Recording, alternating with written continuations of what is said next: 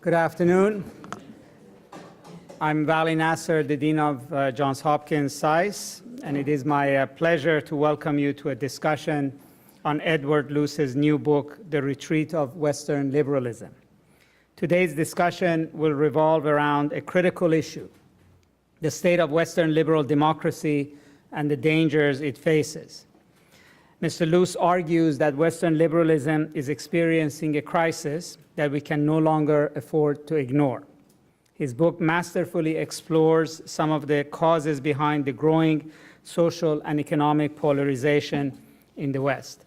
Most importantly, if we are to come up with effective solutions for such polarization, the retreat of Western liberalism challenges us to analyze critically and honestly how the world has transformed.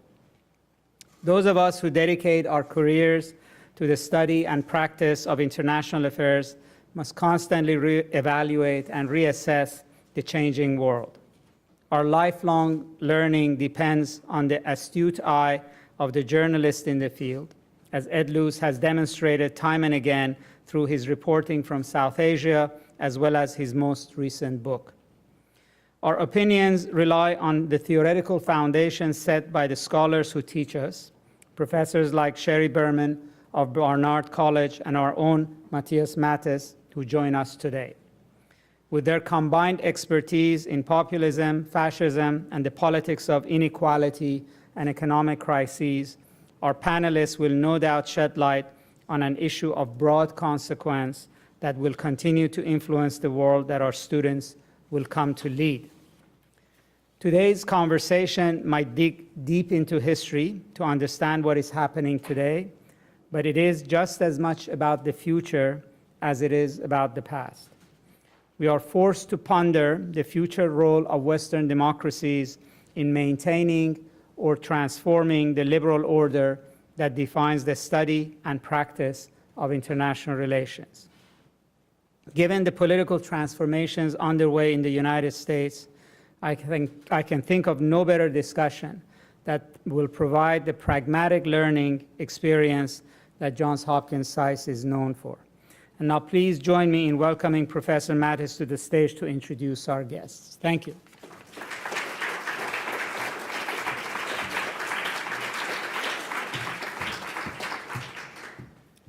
Thank you, Dean Nasr. Good evening, everyone. It's a great time for me to be back in Washington. It's almost a homecoming. It feels like I've been gone forever. I was on sabbatical last academic year in Bologna, and I taught there in the spring. And right now, I'm technically on parental leave. But I figured, easing back in to life at SAIS, as I was reading Edward Luce's book over the summer, I was like, this is actually the right subject, and also in the right week. Right? As you all know, this is the week of the first anniversary of the US presidential elections of 2016. And there have been so many issues there that we kind of want to discuss in this sort of setting. So I've known Edward Luce for probably over 10 years since he came to Washington. As anybody who reads the Financial Times back in the good old days when you read the paper copy and not the constant updated version on your iPad, I used to run down the stairs on a Monday morning when his columns were there, and I couldn't wait to read what he had to say when he was the chief correspondent in Washington, D.C. He's had a kind of amazing career with the Financial Times. He graduated from Oxford, but spent time as a journalist in Manila and the Philippines, then moved to India, where he was the chief correspondent for the Financial Times. Did a brief stint as Larry Summers' speechwriter here in Washington when he was the Secretary of the Treasury, and then has spent most of his time here in Washington, first reporting, and now he is the chief Washington columnist for the Financial Times. For many of my students here from Bologna, what does that mean? Is that Ed Luce is what the Financial Times believes the United States should do or should not do. And so the leaders, he writes 2 a week, and of course he writes still his Monday column, which is always very good and well worth reading. So when I thought about these sort of formats, usually somebody speaks for 45 minutes and there's a Q&A for 45 minutes. It's always better to get a different viewpoint, right? So the difference between people like Luce, who wrote this book in 6 weeks, The Retreat of Western Liberalism, I believe between Christmas and late January, Christmas 2016, late January 2017, that's the kind of sabbatical journalists get, right? They get 6 weeks and they write a whole book. As academics, we usually get 15 months sabbatical and we come up with an idea for a book. And then we take another 7 years to write a book. So Luce, this is not his first book. He's written a book, I believe, every 5 years? So 2005 was the book on India. And then 2007, I think. And then 2012 was the book on the United States. Very prescient at the time. Time to start thinking when we had him over 5 years ago to talk about that. And now 5 years later, he's covering the retreat of Western liberalism. So thinking of who could discuss this, I could think of no better than our colleague up at Barnard, Sherry Berman. Sherry is probably the world's foremost expert on social democracy, on Western social democracy, and has also written, well, she's published 2 books, and she's almost finished writing the third. I still assign The Social Democratic Moment, published in 1998, to my students in Comparative Political Economy today, where she analyzes the kind of different fates of social democracy in Sweden and, of course, Germany in the interwar period. And then I think still one kind of tour de force book is the Primacy of Politics, something I hammer on about in all my seminars, that there's the primacy of economics and there's the primacy of politics, and especially in moments like this, I believe both are at work. She's currently at work on a major book project on democracy and dictatorship in the rise and fall of democracy and dictatorship in Europe, which will be forthcoming with Oxford University Press. So she will provide commentary to the central argument of the book, but I mean, I'm honored to have both here tonight. They're both excellent speakers, but they're especially, and I think all of us here in this audience appreciate this, they're beautiful, beautiful writers, right? They're a pleasure. I've learned probably more from the 2 of them in writing style in my own work than anybody. And so Sherry Berman is probably the smartest person in the room in every seminar I go, so that's why I invited her. Anyway, it's a pleasure to have both here. Let me give the floor to Ed first. He's going to talk about the main argument of the book for 20-25 minutes. Then Sherry will talk for about 15 minutes, and then we'll come on the stage and we'll open it up for Q&A. So Edward Luce, pleasure to have you at SAIS. Thank you. It's customary to, in a formulaic way, say thank you for your generous remarks, but those really were generous, and this isn't a formulaic thank you, so thank you. It's a great pleasure also to be here with Vali, whom I've known for many years and enjoyed talking to and reading for many years, and receiving the occasional leak when he was in the administration. Not leak. No, sorry, I don't want to get you in trouble. I'm very familiar with Sherry's work and admire it, but we've just met tonight, and I greatly look forward to your remarks. So some of you will remember last year when my own country held its referendum, the Brexit referendum, on June the 23rd, 2016, an immortal headline by Andy Borowitz, the New Yorker's sketch writer, comic sketch writer. The headline was, "Brits lose long-cherished right to look down on Americans as dumber than they are." It's a brilliant headline. And then on November the 8th, America leveled the playing field. And we tend to think of this current populist crisis as having begun last year and in Britain and continued in America. And really my book is arguing that this has been a long time in the baking. It's been a long time coming, that the crisis we face to Western liberalism is deep, structural, and it didn't begin with the Brexit referendum, and it's not going to necessarily end when Trump leaves office, whether that's in a pair of handcuffs or to a ticker tape parade. I don't know. It's not something that suddenly arose in 2016.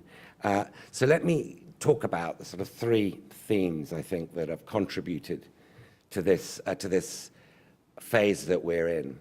The first is really the crisis without, the crisis of global democracy, what Francis Fukuyama calls the Democratic Recession that we're seeing around the world. Now, I begin this book in 1989, November the 9th, 1989, as it happens, exactly 28 years ago to the day when Checkpoint Charlie opened and the Berlin Wall fell. And as a fairly ADD student, I was able to get into a car with four other students, drive to Dover, take a ferry from Dover to Zeebrugge, and then rent a car and drive at high speed up the Autobahn, which had no speed limits in those days, to get to Berlin on that day, and then partake in what I describe as the orgy of historic vandalism.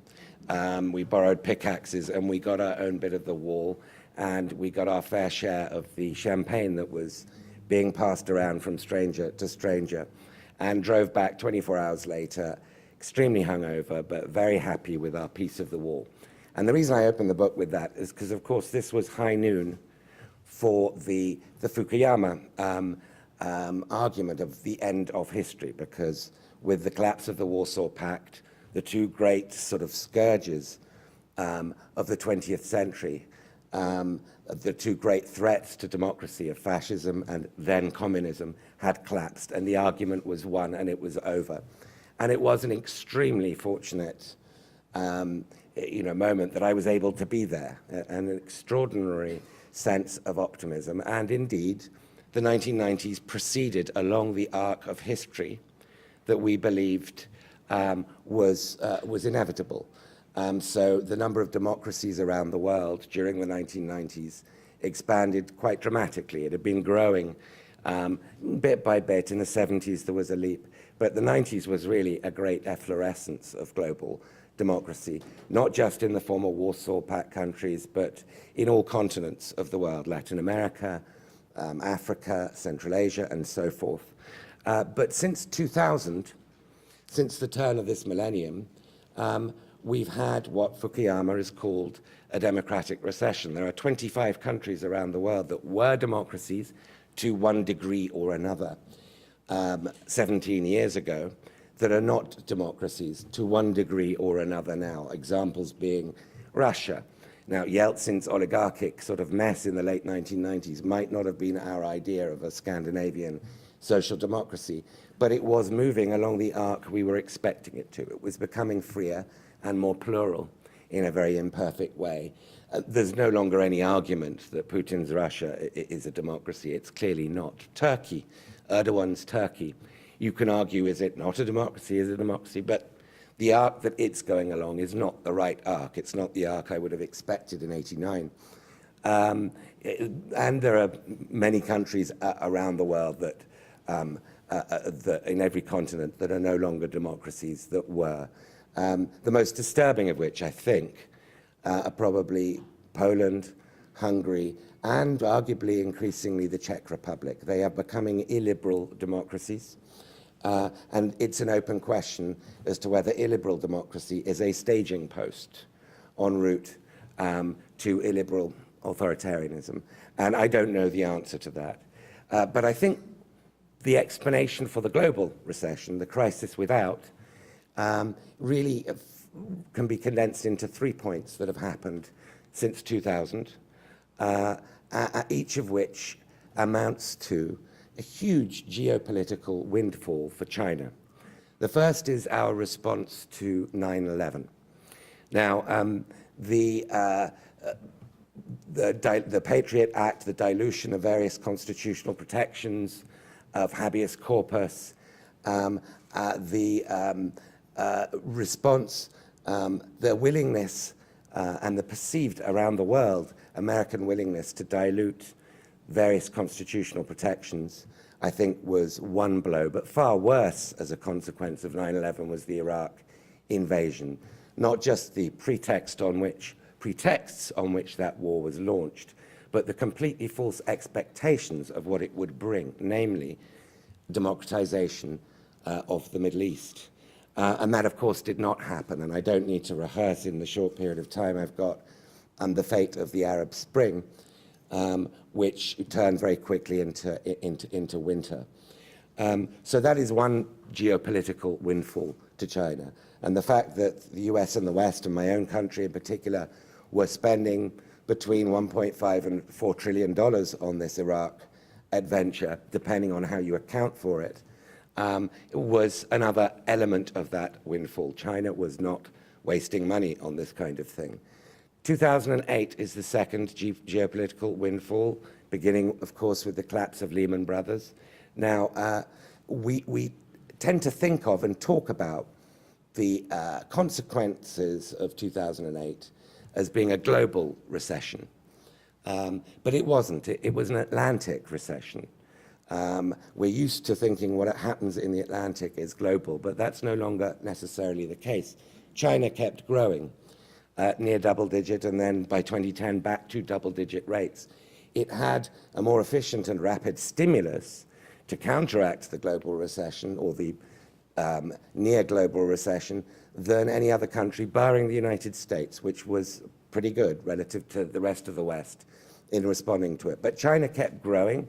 India picked up to double digit within a couple of years, and the relative weight of the others since 2008 versus the West in terms of their share of the global economy shifted pretty decisively and far more rapidly than we would have expected before 2008. And China has done things with the resources that it's earned, with the financial resources that it has earned. We're all familiar by now with One Belt, One Road, and we're familiar with its competition with the Bretton Woods institutions around the world, the fact that there are fewer strings attached to Chinese loans, the fact that it's building infrastructure in all kinds of places. But I think, there is a soft power element to this too. Barely a week goes by where a Confucius Institute isn't opened, or a CCTV bureau, or a Xinhua bureau isn't opened.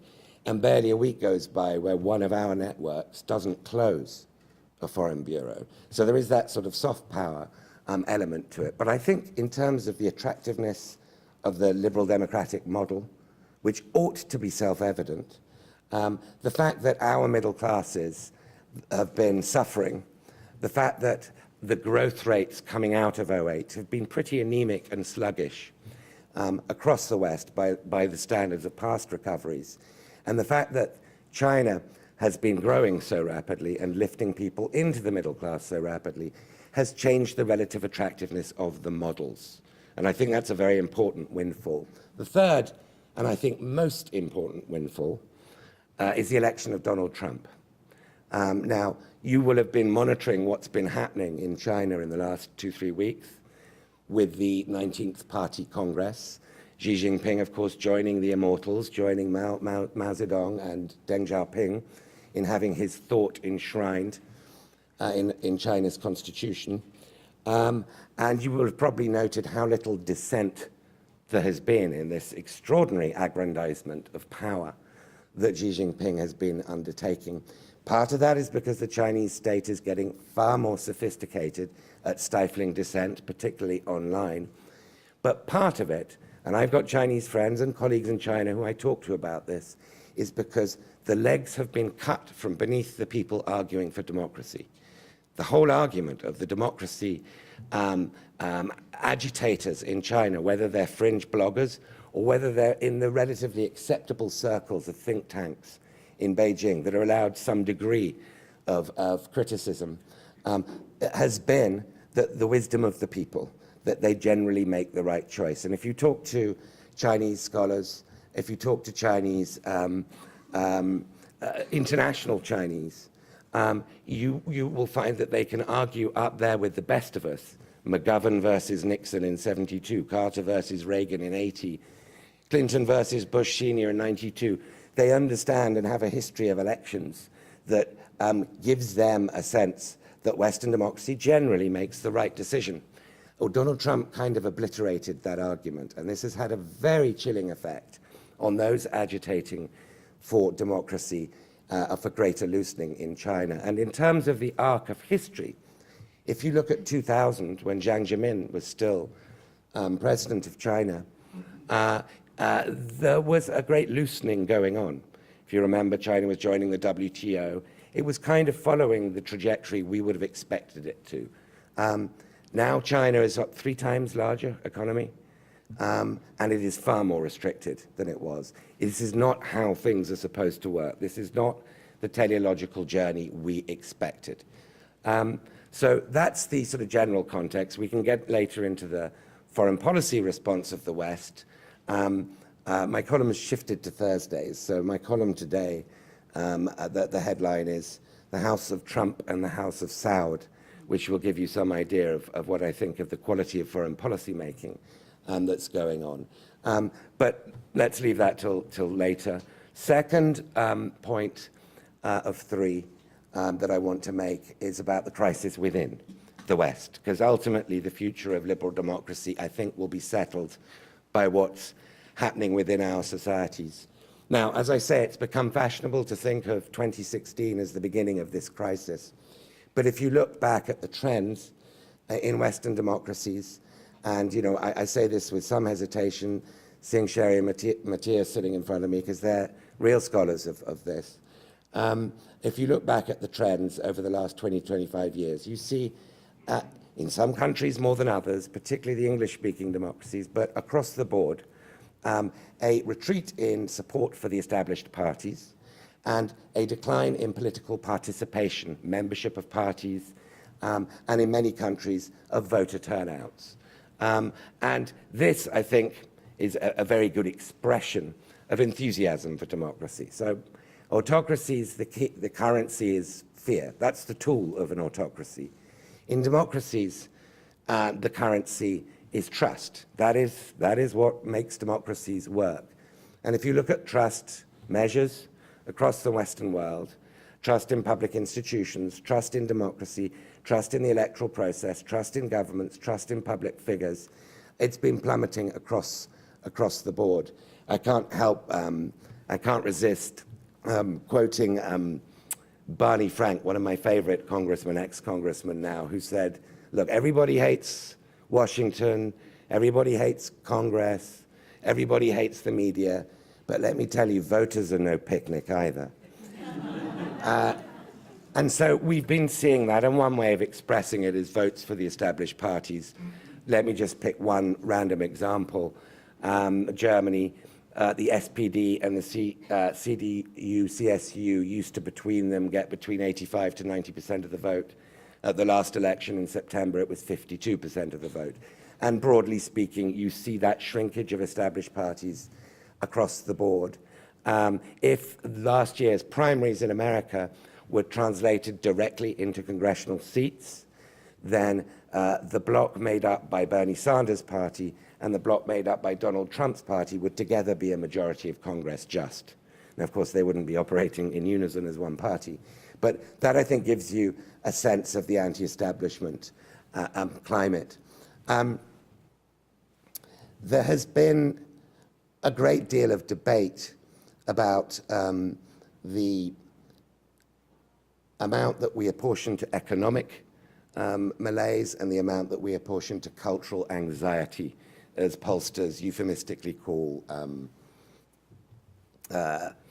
misogyny, racism, and other impulses that certainly swelled the Trump base in 2016.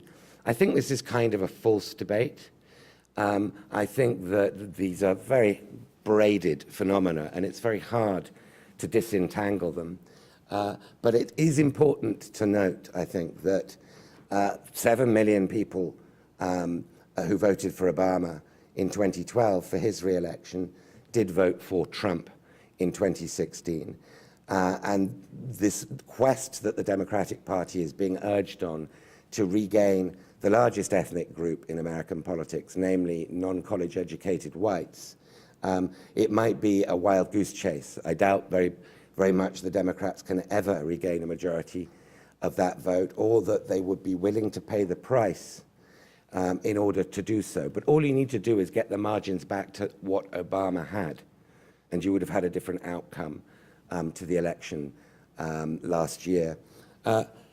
Finally, the third element behind this, and this is really the most important, is what's causing it. We're having a political crisis within, we're having a global democratic recession, but what is driving our crisis within the West? Matthias kindly mentioned my last book, which was really about this theme, and that's part of the reason I was able to write this book in a couple of months, because I've been working on these issues for many years. And it was called Time to Start Thinking, America and the Spectre of Decline, and it came out in mid-2012. And it was seen as a fairly pessimistic book. It was about the decline of the American middle class and how the polarization in the economy, the bifurcation of the economy, the decline in the relative labor value of the middle skilled was creating a concomitant polarization in politics. No bourgeoisie, no democracy. And it's a fairly simple formula, but I think a fairly foreseeable problem that we're living through. And it was seen as a fairly pessimistic book. Remember, this is mid-2012 that it comes out. Obama is probably going to be re-elected. America has recovered from the 2008 recession faster than other Western democracies, slower than its own historic standards. And there was a broad expectation that once he was re-elected, the Republican fever would break, as he was later to characterize it, because the whole block Obama first term thing was to prevent him from being re-elected. And if he got re-elected, that logic would dissolve, and reasonable Republicans would get together with reasonable Democrats and pass things like comprehensive immigration reform and grand fiscal bargains, the kinds of things that non-extremists can actually do business over and that this system is capable of delivering. And I was reviewed otherwise very generously in the New York Times, this book. They said, look, this book's pretty depressing. It's called Time to Start Thinking, but it should be called Time to Start Drinking. And I don't find it now, in retrospect, to be a particularly depressing prognosis. And the reason I stuck to my guns was twofold.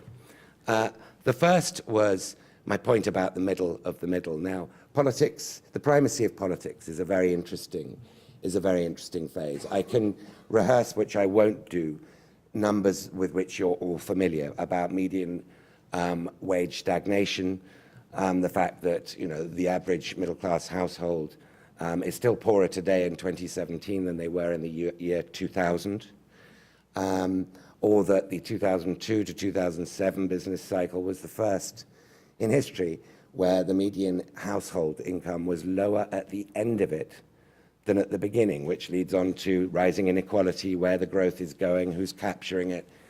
And the third sort of element of that is declining income mobility, your ability to shift class through your own efforts. All these three things you'll be very familiar with. The number that stuck with me in 2012, the political number, was a self-perception one, when Americans are asked, as Gallup does annually, are you lower class, middle class, or upper middle class?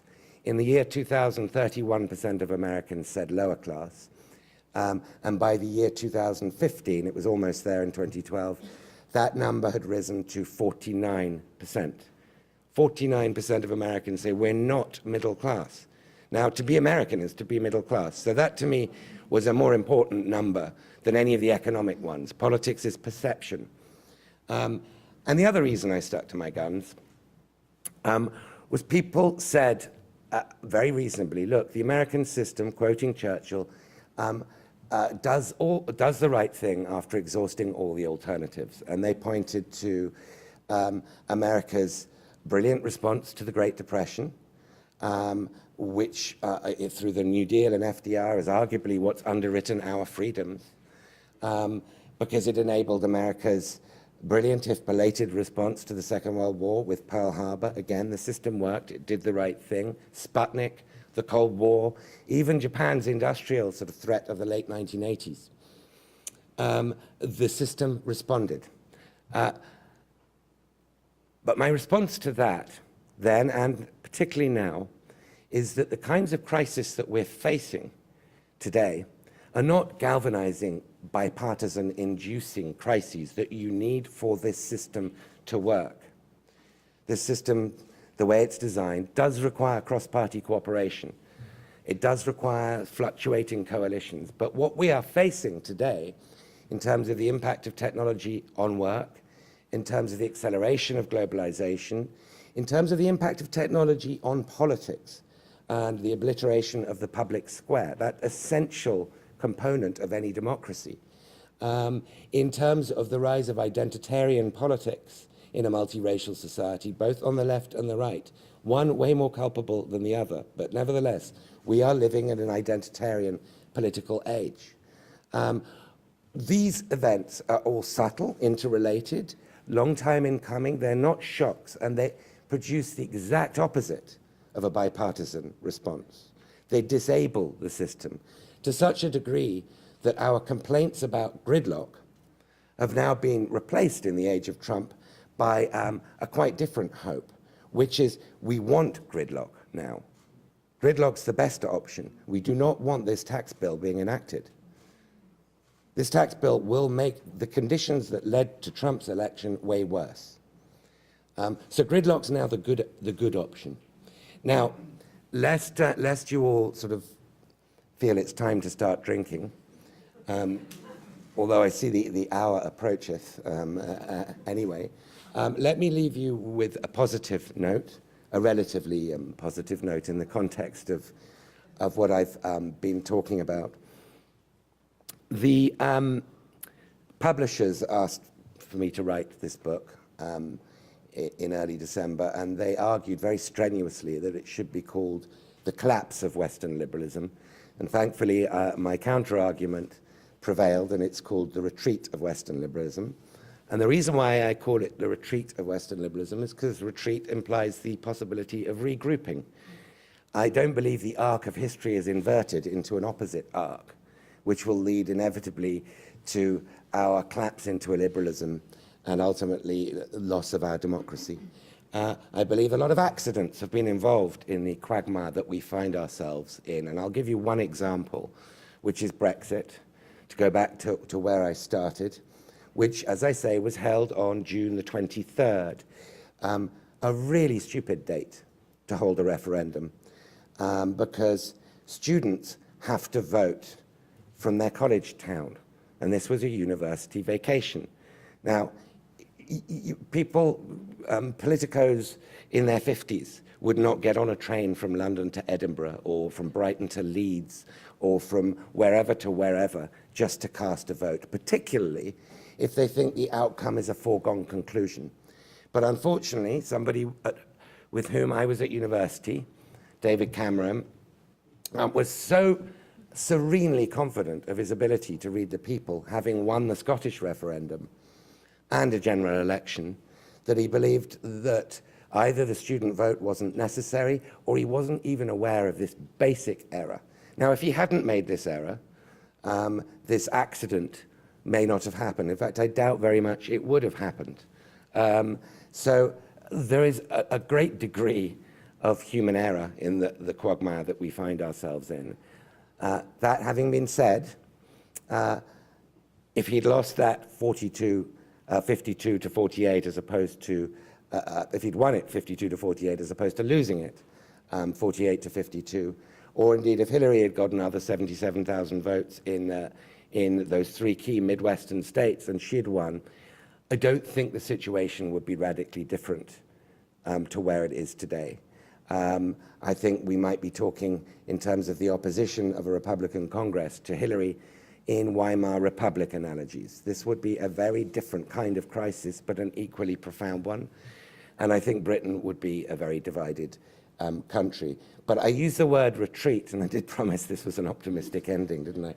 I'm going to get back onto the optimism, because human error, if human error is a part of our situation, and if the incompetence of our elites is a key part of the explanation for where we are, then competence and non-accidental sort of basic things that we can all think of, such as showing higher EQ to those who feel like they're losing their status in society, are easily doable. To the extent that 10 years from now, I might be writing a book, The Return of Western Liberalism. Equally high chance I'll be writing that, or somebody else will, as we'll be writing a book about the global depression in democracy, which is the question that Fukuyama poses. It's ultimately a human story. It's ultimately about choices we make. And that's why I wrote this book, because I suppose I should have said this at the outset. I do believe liberal democracy is worth preserving.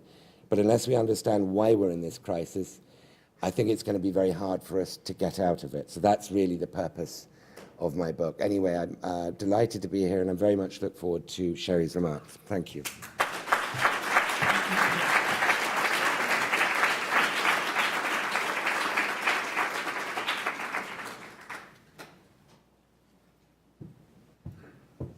So as an academic, I'm supposed to have some slides because, of course, as an academic, I can't do anything without them. So I don't know if someone was putting them up or it's coming. Okay, excellent. There you go. All right. So I'm very happy to be here, and I'm very happy and honored to be able to comment on this book. And I'd like to take my comments in the direction that Ed Luce left his comments at, and maybe I can add a little bit of I don't know, optimism to this, because what I really want to do is focus on what he spoke about at the end, which is sort of the choices that we made, or the choices that the political establishment made that got us to where we are today.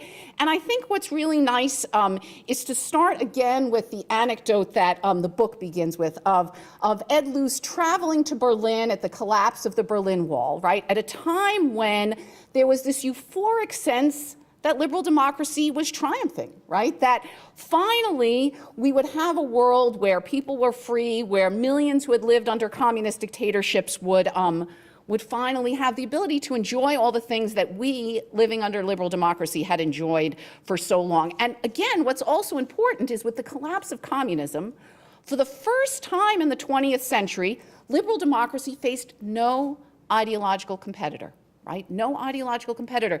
We no longer had fascism or National Socialism. That disappeared in the Second World War. And now communism had disappeared. So we were left actually, again, seemingly at the end of history, right? Where liberal democracy was not only the only game in town, but didn't have any ideological competitor.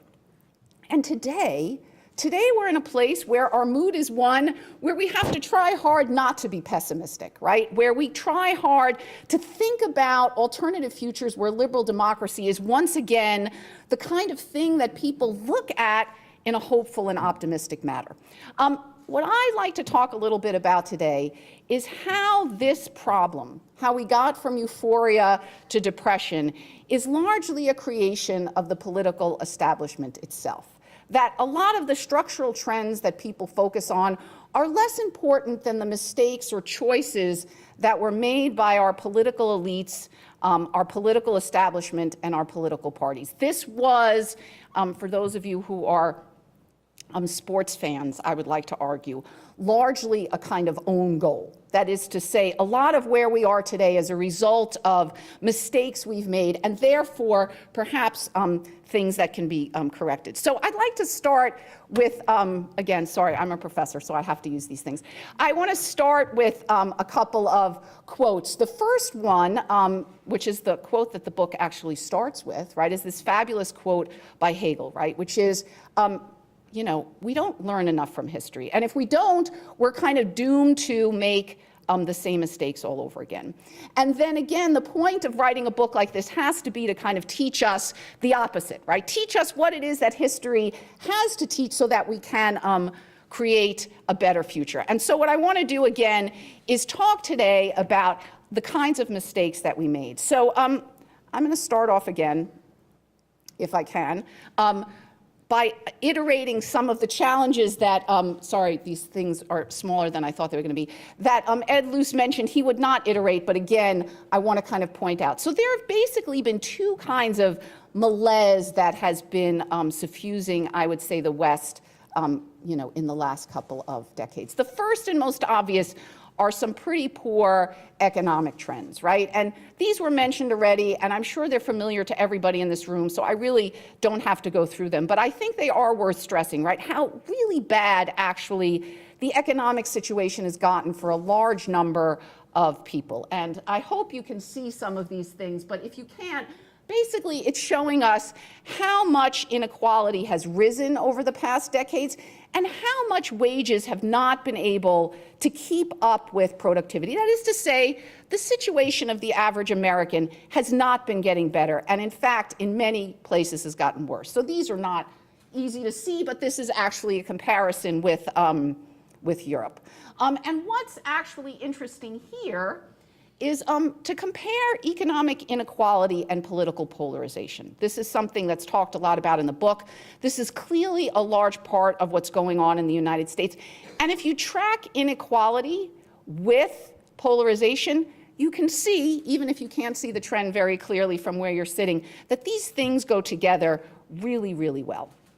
So this is something we really need to think about. The other kind of thing, and again, I'm really sorry here, I didn't realize these would be so hard to see, is how much, again, as Ed Luce has pointed out, participation also tracks with inequality. So polarization and inequality are very strongly correlated. The amount of participation you get in different countries also correlates very strongly with inequality, making worse, of course, the fact that the people who are wealthier tend to participate more, thereby, again, changing dynamics. Okay, this is totally not helpful, but here is another important set of numbers that I think important to stress, again, although probably many are familiar with. Socially, right, Ed Luce talked about the kind of cultural malaise that people talk about.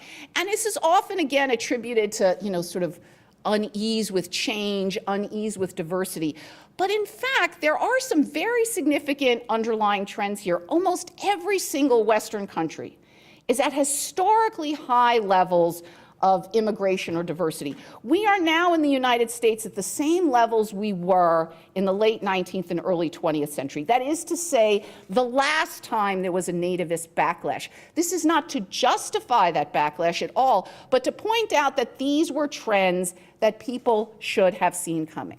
Right? So the argument, again, that I want to talk about here, or the things that I want to talk about here, is how much where we are today has been caused by or aggravated by decisions made by our political elites or political establishment. The real crime, I think, here was the uncritical embrace of some of these underlying economic and social trends, right? The sense that there was no alternative, that politics wasn't primacy, that there were trends going on in the world today that politicians not only couldn't do anything about, but shouldn't do anything about. The idea that really there was nothing that could be done. This is tracking the trade globalization. I bet you can't see these, but these are some very revealing quotes. So the first one I'm actually going to read to you. It's by Paul Krugman. And this is Krugman in 1997. If economists ruled the world, there would be no need for a World Trade Organization. The economist's case for free trade is essentially a unilateral case. A country serves its own interest by pursuing free trade regardless of what other countries might do. All the economists, all the mainstream political elites were on this track in the 90s, right? Globalization is good, there's no alternative to it, and anybody who's suffering from it, well, that is unfortunate, but overall, we're all gonna do better. Here's Krugman in 2016. It's also true that much of the elite defense of globalization is basically dishonest. False claims of inevitability, scare tactics, protectionism causes depressions, vastly exaggerated claims for the benefits of trade liberalization and the costs of protection. Hand-waving away the large distributional effects that are what standard models actually predict. The elite case for ever freer trade is largely a scam. That should be scam, which voters probably sense even if they don't know exactly what form it's taking. Now, this is a little late to the game, right? Now, don't get me wrong, Paul Krugman's a super smart guy, but this was the problem, right? Which is that this had been portrayed as inevitable and desirable. It wasn't until the backlash occurred that people began to actually look over again the facts and come to the conclusion not just that there were political, but even economic problems. The classic example of this, of course, is Tom Friedman's idea of a golden straitjacket, which again, I'm betting many of you in the room are familiar with. You put the straitjacket on because you don't really have a choice. But as Ed Luce points out in his book, straitjackets are for lunatics. Trying to sell this to the population is a really bad idea. And we look back at this now, I think, and we realize that this was a major, major mistake. I'd like to stress that this mistake was also made by people on the left, perhaps most critically. The force that had historically been critical of capitalism, wary of capitalism, even this disappears in the 90s. So that when these downsides really begin to get felt, and if you had been able to see my slides, you would have known how bad those downsides were, people had nobody out there speaking to them. Nobody out there saying, yes, your suffering is real. Yes, maybe it could be alleviated. Yes, maybe it doesn't have to be this way. And I think this is really, really true even with the social changes as well. Again, initially things like open borders, relatively unrestrained immigration, these were all seen as things accompanying globalization or unfailingly good. The sense that perhaps things were changing a little bit too quickly for people to assimilate or adjust to, absolutely no sense by the political establishment that this might be a concern. And again, I stress that this is even on the left. So we have, of course, this classic comments by, unfortunately, Hillary Clinton, right? You know, the basket of deplorables. Trump supporters, half of them were racists or bigots. Classic comment, of course, by Gordon Brown, you know, overheard because his mic was on, calling a woman who had approached him with some unease about immigration also to be a bigot, right? And again, this was also true on the left, right? The part of the political spectrum that should have been most sensitive to the concerns of the marginalized, the disaffected, the disadvantaged, again, simply unavailable to hear any of these concerns. So again, I think what's important to note is the uncritical acceptance of these changes and a lack on the part of mainstream parties and politicians initially to give any credence to them.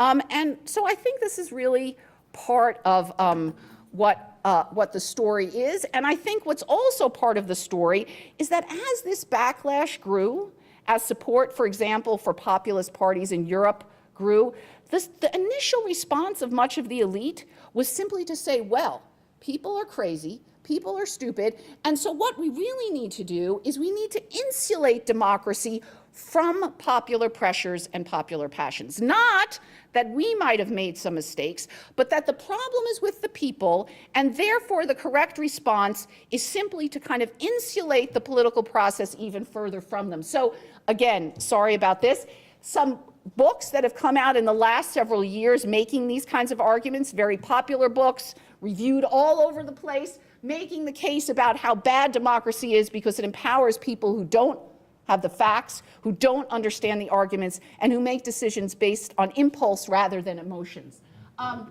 Some really, unfortunately, very teeny quotes by people across the political spectrum, again, sort of making the case that the problem was that people, again, were too dumb to figure out what was going on, and they're making really, really bad decisions. David Remnick, of course, a noted progressive, somebody from the right-wing Spectator in Britain, and then Andrew Sullivan talking about, a very smart guy, talking about how the problem today was hyper-democracy, right?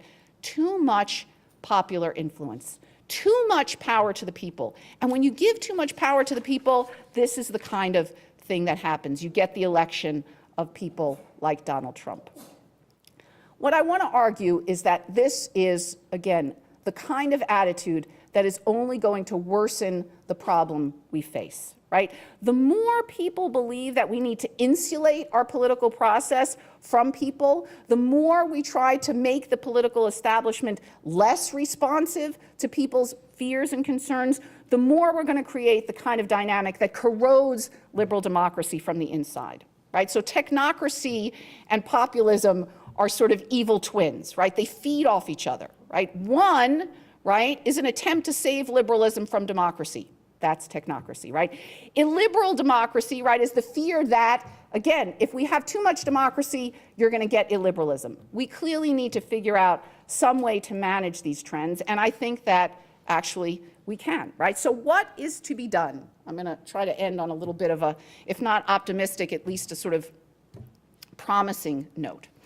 I would say that the threats to liberal democracy today do not come primarily from China or Russia or Turkey or the illiberal democracy promoted by someone like Orban.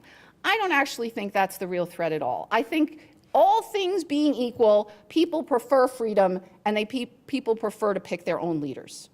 It's only when they feel like they have to choose between those freedoms and things like prosperity, or those freedoms and things like stability, that they begin to wonder about what kinds of political forms are best.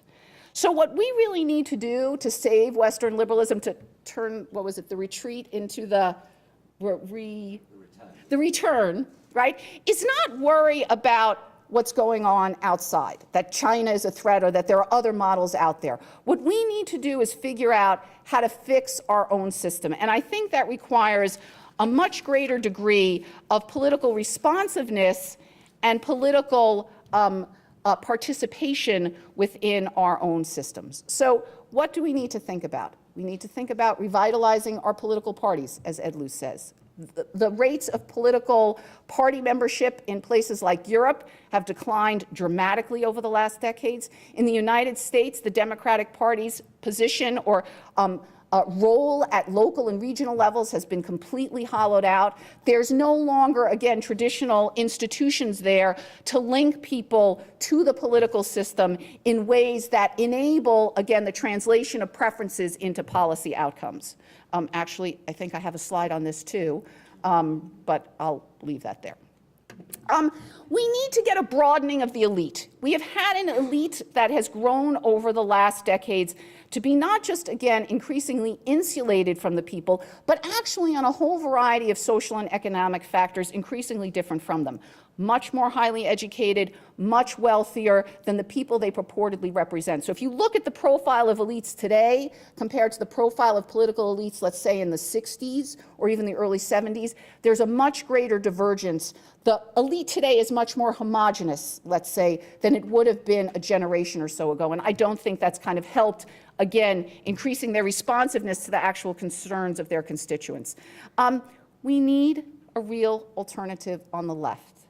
Having had a democratic center-left that basically bought in to the globalization neoliberalism rhetoric of the 90s and that has turned its back on the legitimate, not illegitimate, but legitimate social concerns and fears of change on the part of many citizens in Western societies. This has driven those people who would have traditionally voted for democratic center-left parties to look for alternatives. And we all know what those alternatives are. In Europe, they're populist parties. In the United States, they're Donald Trump.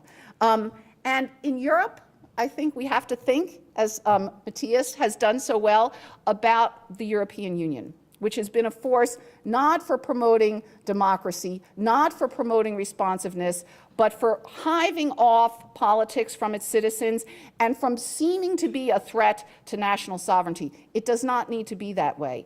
And as long as it is, people will see it also as a force, again, opposed to democracy and opposed to national sovereignty, and resentment against it will grow. So again, I promised, as Ed Luce did, to end on a positive note or a hopeful note, and here it is. I think that all of these things can be changed. I think it's in the ability of political elites to make better choices, and I think that given the dramatically bad choices our establishment has made over the past 15 or 20 years, there's lots of room to go up. So I'll stop there. Thank you.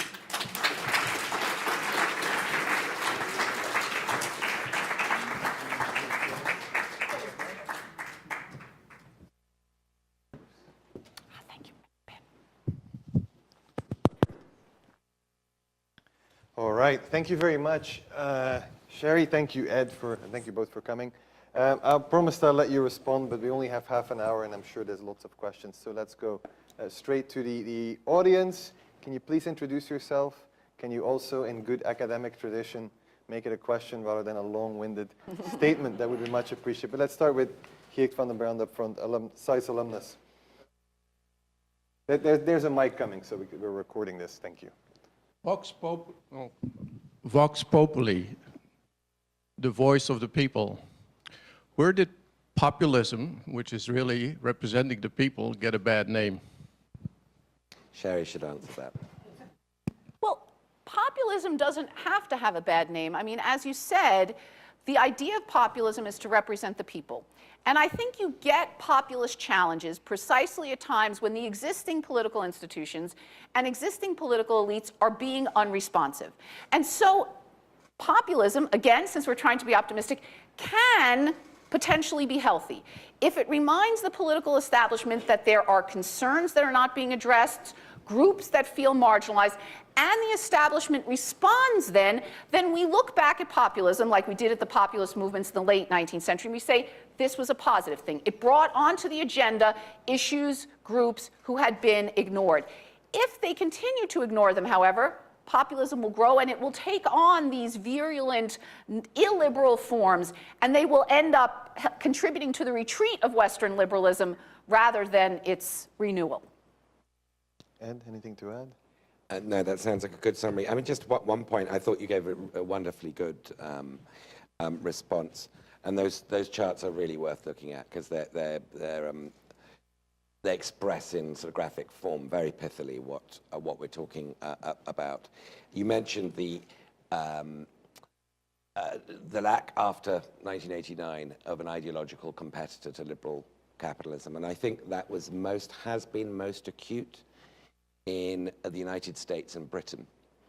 And I think it's no accident that the degree of complacency that the Cold War had kept us honest in a way. We had to demonstrate that our workforces were better off than workers in the socialist paradise. That restraint went, and suddenly we started believing everything. We were very uncertain and challenged about our models through the Cold War decades. That then went, and we started believing everything, particularly the elites. And I think it's no accident that Britain and America, the two countries that haven't experienced occupation or defeat in a war or revolution within living memory, were the most complacent and arrogant and triumphalist about the eternity of their models. And I think we are still prone to that, even now in the midst of Trump.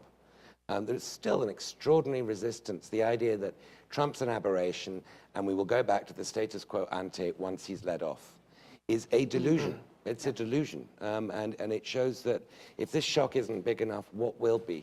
So I'm straying back onto pessimism, but I thought your response was excellent. No, but I think your point is, I mean, it's from that point of view, it's not a coincidence that the UK and the US, who most enthusiastically embraced neoliberal ideas with Reagan and Thatcher, see the biggest backlash.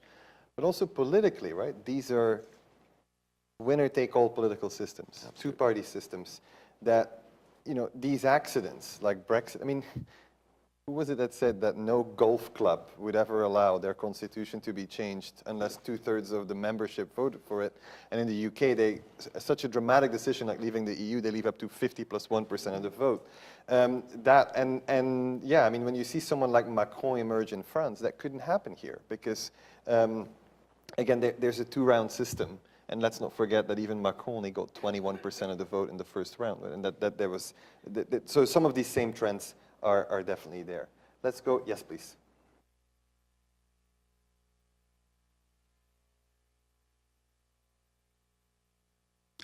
I was surprised that in the discussions there was no mention of the role of media, both modern and old, and its influence on what you would call participation, democracy, sense of self and positions. It seems to me, I just came back from London and I participated and waited and observed the exit from EU vote, that the media there, and I hope Ed will know this, I read the FT every day and they're not part of it, but 90%, as far as I could tell, and I read about 8 papers a day, were really bitter with respect to Europeans, immigration, their sense of isolation, and that was repeated and repeated every day in the Daily Telegraph and the Times and all the rest. And here in America, we have the same phenomenon. Most of the papers controlled by Republicans, most of the news, Fox News, if you go and work and drive through the country, the radio stations have filled with hate for others, or the other, and the things of this sort. And there's no discussion about that part of it. I would like to ask in that respect what the panel, both of you, think about that role and how it can be changed, or can it be changed? Or is that trajectory, which we talked about is not inevitable, influenced greatly and will be if that is not changed? Great. Ed, do you want to comment on the competition? Yeah. Look, somebody asked me the other day if I could, it's like a word game, could you reduce to 2 words a problem that we're going through? And I thought about it for not very long, and I came up with the words Rupert Murdoch. And that actually serves both the British and the American context. The role that this man has played, that News Corps has played around the world, starting in Australia, in the English-speaking democracies, is a quite extraordinary one and an underestimated one. So we think of Roger Ailes, we talk about Sean Hannity, we look at the Sun newspaper, we look at the fact, talking of the Sun, that when it does come to a vote in the British Parliament this time next year on the divorce bill, all they would need to defeat it and to have it trigger a second referendum is 10 Conservatives. All they would need. Why are those 10 Conservatives unlikely to defect and vote against the divorce bill and prompt a collapse of the government? Because they would be branded enemies of the people. They would have their viscera dragged through the streets. Now, this is a Pluto-populism in its essence. Rupert Murdoch, billionaires, on behalf of the people whom they construct, basically destroying any sense of what representative democracy is all about. And so I would reduce it to those 2 words from my own point of view, from the Financial Times, but others as well, the New York Times, which I think is the best non-pink colored newspaper in the world. We're having a bit of a boom. There's a boom for non-alternative facts going on, and our subscription rates since Brexit and November the 8th have really surged. But there is a problem with the public square. Technology makes it very, very difficult for people to have unified conversations. And without a unified conversation, the field is open for the alternative fact universe of people like Rupert Murdoch. You want to comment on the media? Let's go. Yeah, in the back, please. Hi, my name is Lucas Dolan. I'm a PhD student at American University, and what I wanted to ask about is, within populist rhetoric, one of the motifs is that there's this cartelization of the mainstream parties, and that's part of what removes them from the people. And I'm wondering, and this is a case that Professor Berman knows well, but I'm curious for everyone's reaction, in the German case now where we see the SPD moving into opposition, is that maybe a source of optimism because it could lead to a reinvigorization of actual political discourse rather than just sort of a technocratic politics? So I think actually your question is very similar to this fellow's at the beginning, which is to say that what we need is real alternatives in our polities, right? Democracy depends on political competition. In the German case, the SPD, I think, really did not have a choice but to make that move for 2 reasons. One is, if it had gone into a grand coalition, that would have left the alternative for Germany as the alternative, which would have been very bad.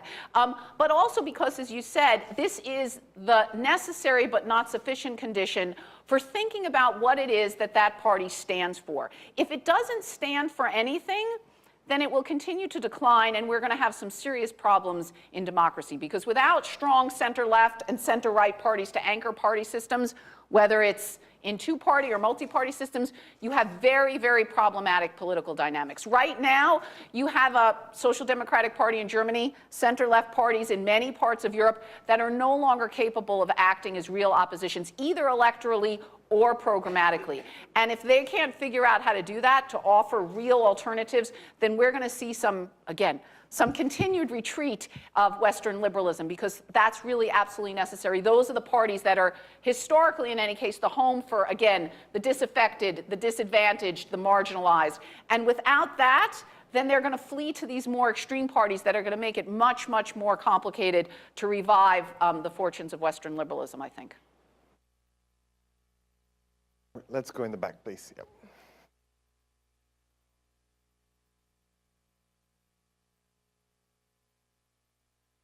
Dagmar Skrpek, I teach at the Foreign Service Institute. Not long ago, a couple of days ago, in the New York Times, Donna Brazile wrote an op-ed about what happened with the Democratic Party in the last election, basically throwing her party under the bus, saying that it was fixed because it turns out that Hillary Clinton had control over the funds about a year prior to her nomination, right? So this is a little bit unheard of, but when I read this, to me, it was the first ray of light that something's happening, right? Because this is exactly what the voters rejected. They kind of saw it. They saw that this was just politics as usual, and they voted for Donald Trump. The other thing is Rahm Emanuel's article today in the Washington Post saying, you know, why was it that Bill Clinton was able to get Middle America or the sort of your independent voters, and that was because he had ideas, right? And we're lacking that. So I'm seeing these things starting to pop up where we're starting to examine, the political leaders are starting to examine themselves, even if it means throwing their own party under the bus. The response to Donna Brazile's op-ed, and then her book is coming out, was that a lot of local Democratic parties are now starting to, well, revise how it is that they allocate funds, et cetera. Do you see any other rays of light coming in America today? And do you think they stand a chance? Ed, do you want to comment on Donna Brazile? Donna Brazile. No, it turns out that, you know, I mean, there was a ray of light on Tuesday night. And I think the participation levels in Virginia, New Jersey, Charlotte, the kinds of people who were elected, the millennial turnout, the federal government employee turnout in particular, I think in places like Arlington and Alexandria, historic high turnouts. Show that this is a referendum from, on Trump, and that people are, I don't like to use the word woke because I'm not a millennial, and you know, but there is a more sort of political sense. So there are rays of light there. I don't particularly like the roster as such as it is right now, of between 11 and 18 names who are dropping thick hints they're going to be running for the 2020 nomination, Democratic nomination. There's too many senators in there, way too many senators. And the Democrats, hopefully starting with Tuesday night, need to build their strength from the ground up. And it's been a really interesting sort of tale of the last 20, 30 years, that it's the Republicans who've understood that America's a federal system, starting from, you know, dog catcher right up to White House. Democrats only seem to care about the White House. It's extraordinary. I mean, maybe we watch West Wing too much, or it's a reflection of how urban liberal America has become. But the rebuilding a democratic sort of presence at the mayoral and state and legislative and gubernatorial level is hugely important. The one other thing I'll say is Alabama, December 12th, the special election there between Roy Moore, who makes Trump look like Socrates, and then this guy Jones.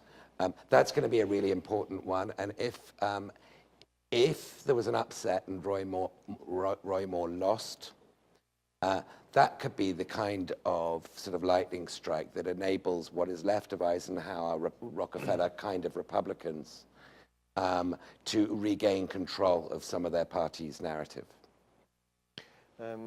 Briefly, Jerry, on the future of the Democratic Party? Well, I mean, I don't have much to add to that, except that, yes, I mean, I think what's happened is there has been a huge wake-up call, and I think Democrats have begun to realize precisely what was just said, which is that even if you had gotten those 77,000 other votes, that there's something profoundly wrong with leaving so much democratic control in the hands of the other party, right? That this really, democracy in the United States, this is a big and diverse country. And even if you win the presidency, if you have such a dramatically diminished representation at the local and regional or state level, then you're dramatically skewing your politics, regardless of who captures the big enchilada. And I do think Democrats have been, okay, I can't use, I'm not a millennial anywhere near that at all, but, you know, awoken to that need, as well as the need to have ideas, positive things to offer voters, as well as the obvious negative one of, as the famous tested slogan was, look at the other guys, right? That's not good enough. It cannot just be that Trump is bad. It has to be that we have something better, because over the long term, that's what drives voters to you, not just away from someone else.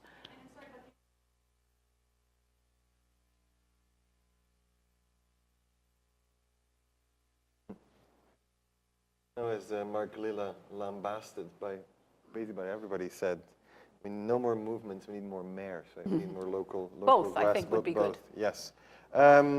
Lots of questions. Yeah, you've been very patient, please.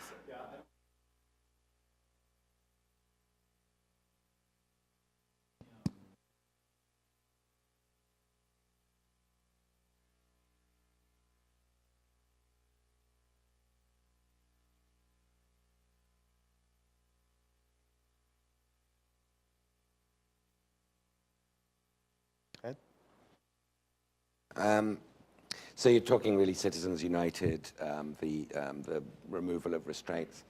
I don't have a simplistic view on a simple view on this, because to some extent, you know, if you look at Bernie Sanders' campaign, it's extraordinary what technology enables somebody with genuine populist touch to do. He really did have an average donation of $27. I'm not a huge Bernie Sanders fan, but I think that's a demonstration effect that Citizens United isn't the sort of last word on it. On the other hand, for democracy to do well, the parties need to be strong. And Trump's nomination and Hillary almost losing the nomination is a reflection of how weak parties have become. And that's to do with money. Candidates can just go to billionaires. They can find outside backers and essentially run as independents within the party system. The party used to sift out the lunatics, the charlatans, the human freak show, and now it doesn't. Now that tail is wagging the party dog, and I see it's going to be very difficult for intelligent, thoughtful political parties to rebuild themselves in this climate. But on the other hand, there is the First Amendment, and there is the Supreme Court, and its balance is going to be getting more and more Gorsuch-esque over the coming years, not less so, and therefore the prospects for regulation of money in politics are slim to vanishing, I would say. I just want to add one thing. Insofar as it's helpful, the political science research has not actually shown a huge impact for money on direct electoral outcomes. Where the money seems to matter much more are the things that we don't focus on quite as much: special interests, lobbying, pressure on lawmakers to change things like regulation. So as Sanders shows, right, it is actually possible, even at the highest level, difficult, but possible to win without big money support. But the money comes into the American political system in so many other ways that people don't see. And that really influences the policymaking process in incredibly profound ways. And that kind of thing, that translation of money into influence, is something that happens not just at election time, but in other parts of our system. And that actually is, I think, even more profound in the American system than just, again, at you know, sort of the incredible amounts of money we spend on election time. Yes, please. Mike was coming. Thanks very much. This has been a really very interesting discussion. In the emerging literature, and there seems to be a lot emerging now on these issues, the the question of disaggregating the impact of cultural factors and economic factors is something that's been focused on. In fact, as recently as this issue of The Economist, there's a very interesting article on exactly that point, that those who've been most economically downtrodden, in fact, voted for Hillary. So I guess the question is, as we try to disaggregate these things, as some of us who are working on sort of looking to future candidates, try to find what policies would work to attract those for whom economics is the factor that drove them to vote for Trump, as opposed to perhaps some deplorable views on cultural issues that I don't think anybody would want our candidate to have that that made those people vote for Trump. I wonder if you could help disaggregate those two factors a little bit further than they have already been. I'll give a stab by slightly changing the example to Germany, which we haven't talked about much.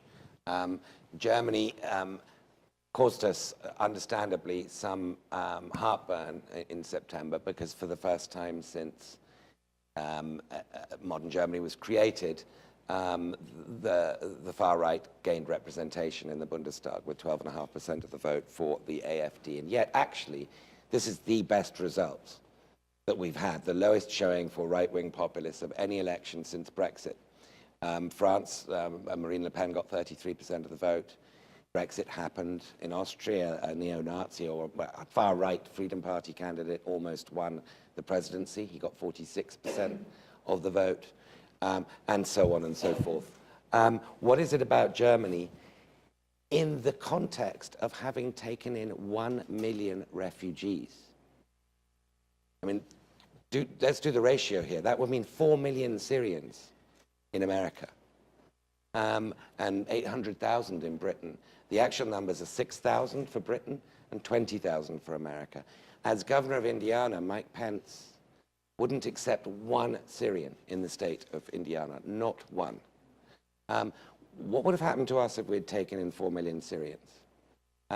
Why is it that Germany had the least bad populist result is what I'm trying to get at. And I think this is where the economics versus culture becomes sort of quite difficult to disentangle, because I think one of the answers to that is that Germany is very good at not confusing something we in English-speaking democracies do tend to confuse, which is being a graduate with being skilled, or not being a graduate with being unskilled. Germany has a vocational system that gives dignity to positions that don't come with a university degree in the labor force, and a real remuneration. It's a different training system, it's a different labor market, and I think the fact that the middle classes feel much more comfortable there about their situation, and that trust in public institutions is way higher in Germany than elsewhere, means we've got quite a lot to learn from Germany about that. But dignity in your position in the labor force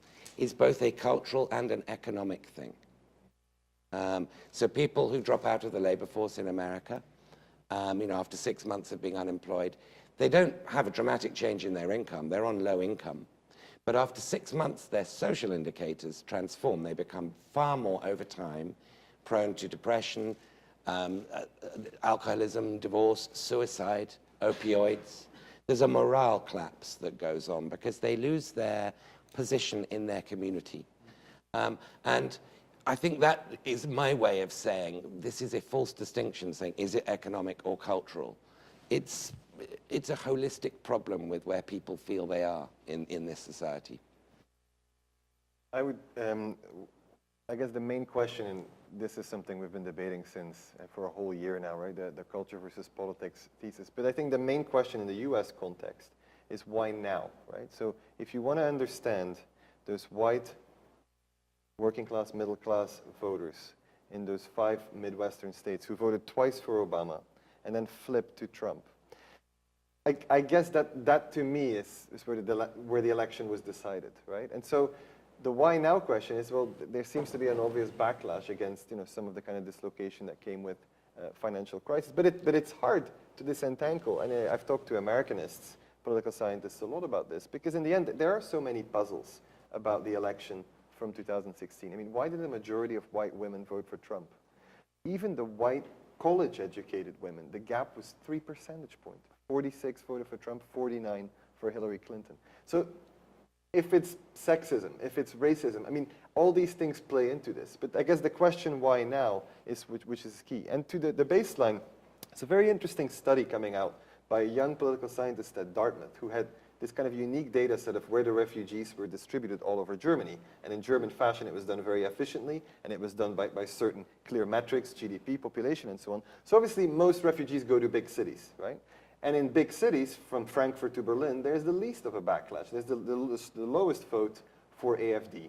And it seems to me in those agglomerations, both the rich and the poor live together, right? Not in the same neighborhoods, but in the broad agglomeration. But it's the smaller towns where there were basically no immigrants, where suddenly there's like 40 Syrians that show up, where the AfD effect was much bigger. And so it's almost like we're always looking for natural experiments, right? And to kind of see, and that I think is really quite telling. So again, these were not the poor, the disenfranchised, but they did see this kind of rapid change and this kind of question, like kind of who they are, their community, and so on. Sherry, anything I've forgotten? No, I mean, I think that's right. These are hard things to disentangle. But I mean, as far as voting is concerned, the more cosmopolitan places, that is to say, the places with the highest degree of diversity, tend to be least likely to vote populist, least likely to vote for Brexit, for example. It's clearly something about fear or anxiety more than the actual empirics of the context that really matter. I mean, if you're worried about your future, then I think you have a tendency to see threats, and it's very easy to see threats from people who seem slightly different from you. So these things really interact in as I think you'd use the term braided, they really are braided together. It's way easier to accept change in one sphere, let's say the social sphere, if things are going well economically, you know. But the counties in the U.S. representing, I think, 2/3 of U.S. GDP voted for Hillary Clinton, right? So I think that's telling. From that point of view, it is about economics as well, right? More questions. We have about 10 more minutes. Yes, in the back, please. I'll come to you up front. You've been very patient. Thank you so much. Sam Kramer from Georgetown University. I have a question for Mr. Luce. So regarding the responses to populism, one of the most unusual has been the rise of Emmanuel Macron, who is running as an unabashed liberal, economically, socially, otherwise. But he also ran as a complete outsider. So I'm wondering, could that be an option for people who may not necessarily want to shift towards a more populist, Sanders-esque platform to go and double down on the outsider status potentially and harness the startup culture? Thank you. So Macron's really interesting. I mean, there are sort of two aspects to his rise, his meteoric rise. One is the role of accident. I mean, Francois Fillon, was in the lead until it was discovered he was paying his wife €1 million or whatever he paid his wife, and that then over multiple years. Over multiple, yes, exactly. It wasn't all in one. It wasn't in one transfer, but even that didn't sort of lessen the damage to his candidacy. He was very much the leading candidate. You could go back to years before. Probably the inevitable French president was, dare I mention the name, Dominique Strauss-Kahn, who withdrew himself through it being revealed what a sort of monstrous individual he was. Macron had what Napoleon's generals needed, which is luck, the most important quality. Because the guy is the consummate insider, an anarch, Rothschilds, etc. He had been in Hollande's government. He'd been economy minister in the most unpopular presidency France has had in modern times. And yet he reinvented himself as the outsider by setting up a new party. And if you want, therefore, the other side of it, this consummate insider being the consummate outsider example, En Marche was set up 18 months ago. It's now got a majority of the French Assembly. The socialists disappeared, Gaullists disappeared, communists reduced, Front National only a handful of seats. It's an extraordinary phenomenon, and he did that through a very skillful, Obama-esque campaign of being all things to all people. Governing is different, and at the moment, the glass of champagne is still very much half full, and I hope it continues to sort of to fill up. But he set himself an extraordinarily difficult task. We must all hope that he succeeds in it. because we know who'll pick up the pieces if he doesn't. Okay, let's round up the last questions. At the front, and then Mike, and then two more. Yeah, can we do them, and can we do them quickly so we get everybody in? Antoine van Akmaal. I wonder, we talked about the traditional media, but would we have had Brexit, Trump, or Macron without the internet? Thank you. Mike Fedinsky. I have a question about what Professor Berman said about the need to revitalize the left. I think that a lot of these narratives become kind of self-fulfilling, you know, whether enough, it's like the Clash of Civilizations or the class war. If enough people believe in these things, they become true. And one of the ways in which the left got people to believe in their narrative in the post-war era was through very strong labor unions, which were a very clear link between economic interests and politics. Labor unions have collapsed since then. So how can the left do this in the absence of these institutions? Okay. Yes, the very back. In a context in which... Chris Herman, IPE student, second year, SAIS. Yes.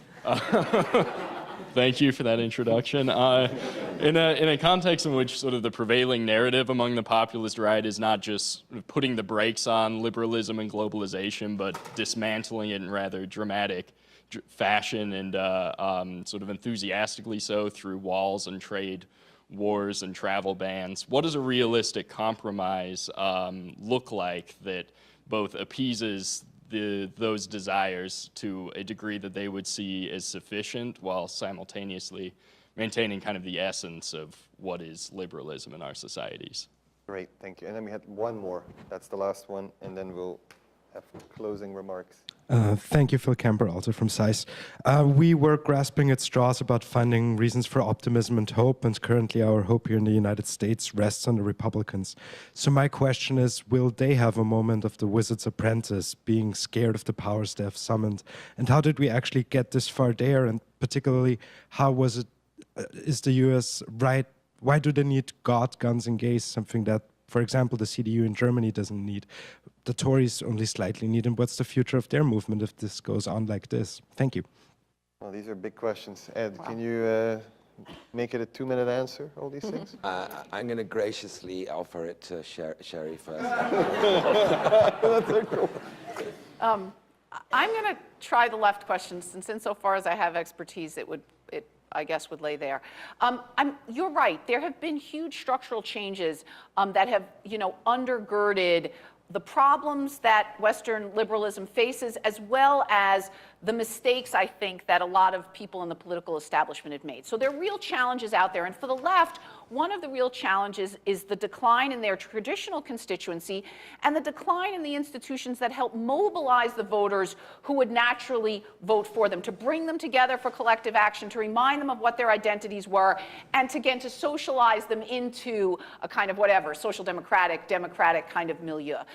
So that clearly needs to be recreated. There's a lot of things that need to be rethought, but you can't come up with good ideas if your head is buried in the sand. And I think that's really, this is the cop-out part of the answer, I think that's where much of the center-left and the Democratic Party has been over the last decade or two, not fully recognizing that things were shifting under them. While people were taking over the Republican Party, for instance, and while people were forming new populist parties in Europe, rather than seeing this as a sign that there was a lot of change and discontent out there, the left oddly continued to move forward with the same policies that they had kept with for the decade or so before.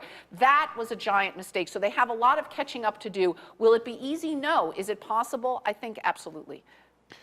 Ed, role of the internet and social media. What's a realistic compromise for the left? And God, guns, and gays. The internet. So this question of technology, posed today, is very different to 10 years ago. Technology used to be a discrete thing. It's now everything. It's like everything's the internet, and everything, Obama wouldn't have happened without the internet. I mean, I think we have to be more specific. The way I think of the debate about Russia's intervention via Facebook and other sites is the way I think about the war on drugs. We launched a war in the 1980s from Nancy Reagan onwards on drugs that cost a lot of money on its supply. and we ignored the demand, and we lost the war. And I think that we're making the same mistake with fake news. I think you could remove every Russian troll and bot from Twitter. I think you could, get Facebook to have best practice standards. You could close down, you could break the First Amendment and close off access to RT, Sputnik, and other Russian, and it wouldn't affect anything. The demand for fake news it is to do with much more subtle and sophisticated problems to do with civics in the education system, political literacy, and so forth, and the bifurcation, the technological enablement of completely separate echo chambers. This is going to require there is no magic bullet to this. And hauling up whoever it is, a senior Facebook official, is not going to fix it, although God knows they deserve it. Let me end on an optimistic note that sort of pulls together some of these questions, which is about character. Nobody mentioned, including Sherry and I and Matthias, or any of the questioners in this entire time, the Mueller investigation into Trump's Russia collusion, alleged Russia collusion. And the one analogy we have with today and investigations is the Nixon era. And Nixon had this head of the IRS, a guy called Randolph Thrower, who he sent an enemies list to, which included lawyers and Democrats and investigators. And he said, investigate the hell out of these people. And Randolph Thrower refused to do it. So Nixon fired him. This is on some of the tapes. He fired him. He said, that guy's a son of a bitch. We want somebody who'll do my bidding. And so we got another guy in called Johnny Waters, who was reputed to be far more pliable. Sent Johnny Waters an enemies list, and Johnny Waters was absolutely outraged, and sent it to George Shultz, then Secretary of Treasury, who just put it in a safe. Later, he gave the enemies list to congressional investigators, and that sort of helped demonstrate the kind of man Nixon was. These were two individuals, one of whom died 2 years ago, Randolph Thrower, aged 100, and the other whom died a couple of years before, age 97, I think. So clearly, clean conscience and longevity are linked. But the point in this story is that a lot of this is to do with the character of human beings and how they act. We've been talking about the larger structural forces. We talk about the rule of law, but it's people who uphold the law. It's people who implement it. And I'm sure there are, or at least I very much hope there are Throwers and Waters types out there, because that's what's going to determine, all of this stuff, whether the Democrats become an emotionally intelligent party again, and whether Trump is going to be held to account. So it's down to humans.